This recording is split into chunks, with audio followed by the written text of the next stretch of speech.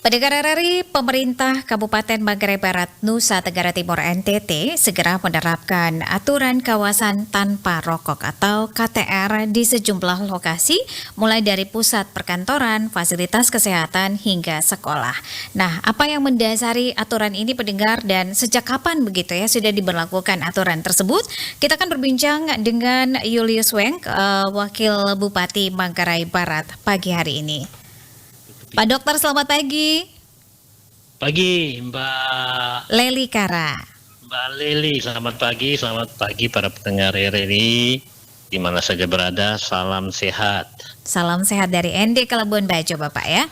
Oke, baik Bapak, apa yang melatar belakangi sehingga menerbitkan aturan tersebut ya, larangan untuk tidak merokok begitu, kawasan bebas rokok begitu Bapak? Ya, jadi dasar pertimbangannya yang pertama, kita ingin menciptakan ruang dan lingkungan yang sehat. Sehat artinya bebas dari asap rokok tentu. Yang kedua untuk coba memotivasi masyarakat untuk mulai belajar hidup sehat. Itu. Yang ketiga juga untuk upaya mencegah agar perokok-perokok pemula ini itu berkurang, tidak banyak. Itu dasar pertimbangan sehingga kita coba membuat perda terkait dengan kawasan tanpa rokok. Perdanya sudah ada. Perda ini Perda nomor 8 tahun 2023 yang ditetapkan di akhir tahun di 27 Desember. Ini sebenarnya pelaksanaan dari kebijakan Kementerian Kesehatan di mana mengharuskan semua daerah di Indonesia paling lama tahun 2024 harus sudah punya perda terkait dengan kawasan tanpa rokok. Kawasan tanpa rokok. Oke, jadi ini memang dari Kementerian Kesehatan ya, kemudian juga sudah diatur dalam Perda Kabupaten Manggarai Barat begitu ya. Oke, baik. Bapak, kalau boleh tahu, perdanya ini kan sudah ada sejak 27 Desember begitu ya, di akhir tahun 2023. Nah, ini berlakunya kapan begitu? Sudah diterapkan di Manggarai Barat kah atau bagaimana nih Bapak? Jadi breakdown dari perda ini harus ada perbubnya dulu. Peraturan Bupati. Nah, peraturan Bupatinya ini sekarang sedang digodok oleh tim dari Dinas Kesehatan supaya bagus, juga mendapat masukan dari berbagai stakeholder. Kita harapkan 1-2 hari ke depan sudah rampung perbubnya. Nah, tapi walaupun perbubnya belum rampung, khusus untuk instansi pemerintah, kita sudah mulai mau menerapkan. Jadi sebagai teladan atau contoh bahwa dimulai dengan ASN yang ada di Manggarai Barat. Jadi walaupun perbubnya belum ada, sosialisasi oleh Dinas Kesehatan ke OPD terkait, OPD semua OPD, lintas sektor itu belum dilakukan, tapi ASN sudah mulai menerapkan. Mereka kita memberi contoh kepada masyarakat bahwa kita mulai menerapkan kawasan tanpa rokok ini. Itu sejak kapan Bapak? Mulai daripada minggu ini dan seterusnya sudah mulai. Berarti di akhir Januari Bapak ya? Ini sudah mulai berlakukan dan ASN ini menjadi contoh begitu ya untuk masyarakat Kabupaten Manggarai. Berarti ini baru beberapa hari begitu ya, baru beberapa minggu begitu ya. Baik Bapak. Ini Bapak melihatnya seperti apa ini? Baru beberapa hari menerapkan begitu ya, dan ASN ini menjadi contoh di beberapa instansi begitu ya, OPD yang sudah menerapkan kawasan tanpa rokok ini seperti apa Pak Wakil Bupati melihatnya? Ya, saya lihat ini sangat didukung. Karena begini Mbak, jadi sebenarnya Perda KTR ini bukan melarang orang merokok, tidak melarang, tapi merokok itu diatur tempatnya. Oh, jadi disiapkan tempatnya begitu ya? Nah, begini, jadi ada tempat-tempat tertentu yang tidak boleh ada tempat merokok, misalnya begini, untuk fasilitas kesehatan, untuk fasilitas pendidikan, untuk misalnya angkutan umum, tempat ibadat. Nah, itu tidak boleh ada kawasan rokok di dalam lingkungannya. Kalau mau misalnya di puskesmas, kalau mau rokok harus di luar halaman puskesmas, di luar pagar puskesmas. Tapi kalau misalnya di tempat kerja, misalnya di kantor, itu boleh, tapi disiapkan sebuah ruangan khusus.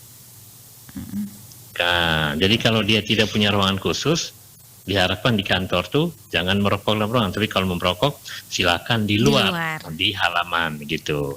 Itu apa, supaya jangan mengganggu misalnya ibu-ibu dalam satu ruangan, tidak terganggu oleh asap rokok, apalagi kalau ada ibu-ibu hamil. Iya, betul sekali. Dan ya itu yang kita harap. Jadi tidak sama sekali melarang merokok, tapi merokok boleh, tapi disiapkan tempatnya. Kalau mau merokok di sini, di kawasan ini tidak boleh. Yang saya katakan tadi, misalnya fasilitas umum, fasilitas pendidikan, fasilitas itu tidak boleh sama sekali merokok. Kalau mau merokok silakan di luar pagarnya. Nah, tapi kalau yang di kantor-kantor tadi boleh, misalnya di halamannya boleh, tapi jangan dalam ruangan.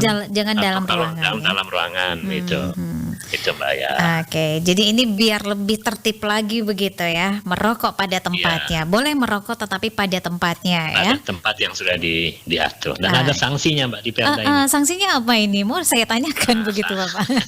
Sanksinya ada. Jadi sanksinya kalau ada yang merokok itu ada di Perda itu disebutkan, untuk yang merokok di tempat yang tidak seharusnya itu ada sanksi kurungan 3 bulan atau denda 1 juta rupiah. Oke, wah ini berpikir-pikir dulu nih kalau merokok ya.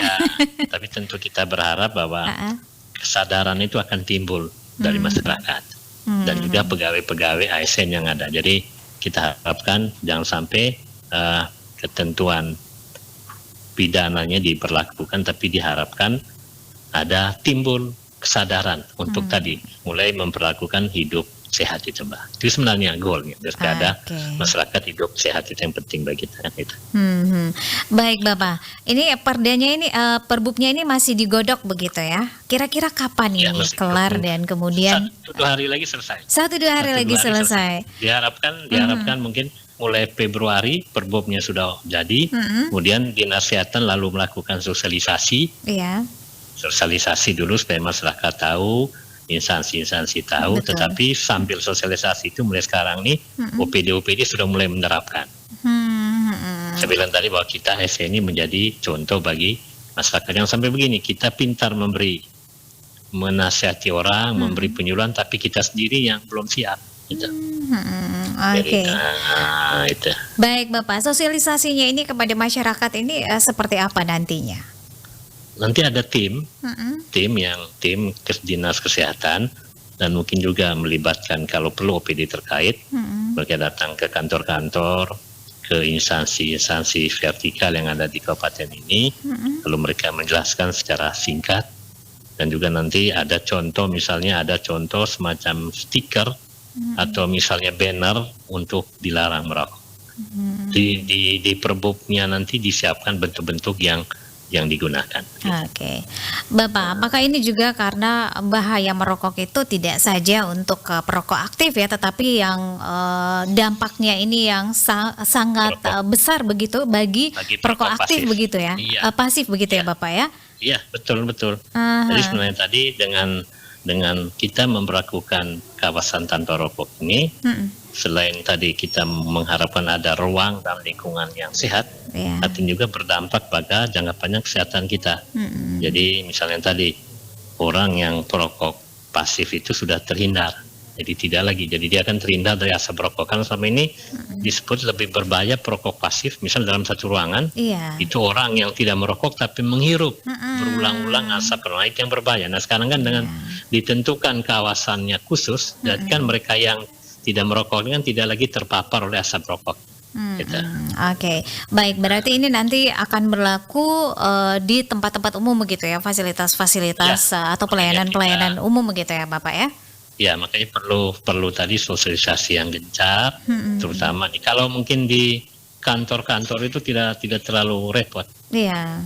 Tapi yang perlu ini misalnya di tempat-tempat umum, di misalnya kendaraan umum, itu perlu untuk. Saya pikir perlu, jadi tidak bisa kita misalnya sekali begitu perbubnya jadi lalu mulai 100%, saya pikir tidak mungkin, pelan-pelan kita sadarkan orang, mungkin awal-awal kalau ada yang merokok kita ingatkan, jelaskan, mungkin itu tahapnya Mbak. Jadi tidak serta-merta begitu ketemu yang larang merokok lalu diterapkan sanksinya, tidak sih. Dan kita tentu ada memberi juga kesempatan pada mereka. Mungkin mereka awalnya belum tahu. Jadi begitu dapat kita beritahu, dengan semakin seringnya sosialisasi diharapkan ini sudah masyarakat lainnya seperti menjadi tahu semuanya. Oke, ini kebiasaan baik begitu ya, yang harus diterapkan oleh masyarakat Kabupaten Manggarai Barat begitu ya, bermula atau berawal dari PNS, ASN begitu ya, dan juga P3K yang akan menjadi contoh bagi masyarakat yang ada di Kabupaten Manggarai Barat.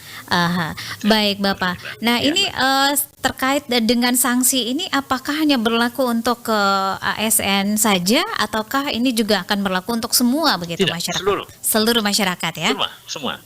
Oke, keren. Seluruh masyarakat sanksi. Tapi tentu tadi saya bilang kita akan sosialisasikan dulu. Awal-awal tentu kalau ada yang kita peringati dulu, kan ada tahap-tahapnya, Pak.